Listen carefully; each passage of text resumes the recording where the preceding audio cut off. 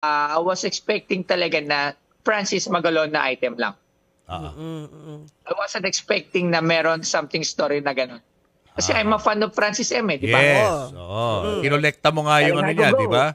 Yung mga Kasi damit kayo niya. po, alam niyo naman po sa Pinoy Pawn Star, sinasala po muna yung mga nagpupunta para hindi rin sila mapagod kasi minsan wala namang value. Minsan kung ano-ano lang yung dinadala. So, dumadaan muna sa mga screening at yung tip yung gusto ko na bilhin.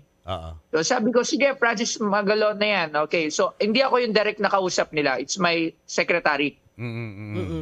Okay, so nandun na schedule. Pumunta, katulad yung alam niyo naman kung paano ginagawa doon. It's dire-diretso lang na flow. So, ayun. So anong reaction mo nung sinabi niya sa'yo na dati siyang girlfriend ni Francis M. Kaya niya gustong ibahagi itong item na to sa'yo? Nagulat ako, sobra. At nagulat ako kasi alam ko sobrang importante ng item. Alam mo naman ako, Sir Julius.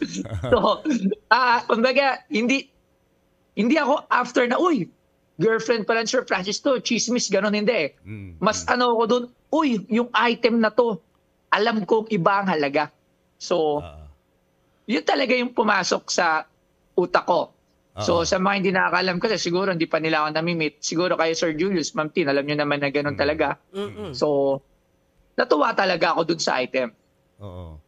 Pero si Mrs. mo iyak nang iyak habang nagkikwento si Abigail. So nagulat kayong dalawa. Mga babae, syempre natural sa mga babae yan. Pero syempre tayo,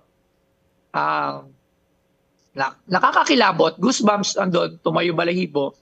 Pero na to the point na umiyak ako, pero nakakakilabot talaga. Nung nandun din talaga ako, kinilabutan ako. Sobra. Pero as a fan of Francis M., alam mo ba itong ano? May idea ka ba dito sa kwentong to? Bago mo siya nakilala? Wala. Actually, hindi. Wala. Right after the video, tsaka lang ako nag-research. Sa Google. Ayun. Tinignan ko sa YT, kung may chismis, wala. Wala Kaya talaga. doon din ako dalawang isip kung tama ba na i-upload ko or what.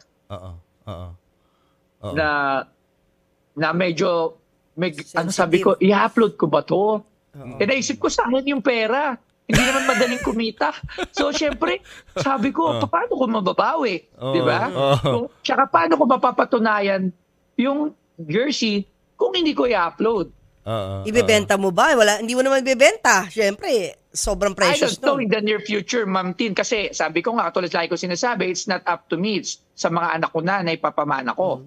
So, paano yun? Kung hindi siya walang katibayan, paano na masasabi ng mga anak ko na that shirt came from sa girlfriend ni Sir Francis? So, sabi ko, kailangan ko itong ilabas. Kasi nga, para may concrete talaga. Kasi kung i-display ko lang sa shop at nakalagay lang doon, jersey worn by Sir Francis, by his and dedication letter or whatever, by his ex-girlfriend or kung ano man tawag, walang proof di ba? Yeah. So, I need talaga to upload it. So, ganun yung nangyari. Pero ano ba, Boss Toy, hindi ba parang it defeats the purpose kung ibebenta mo rin yung item balang araw? Kung mismong si Abigail na ang nagsabi na kaya niya ito in-offer sa'yo is because alam niyang aalagaan mo bilang isang fan ni Francis M? Sa akin, Sir Julius, no doubt hindi ko inibebenta. Okay. Kaya lagi ko sinasabi, it's up to my son na magtutuloy ng legacy ng shop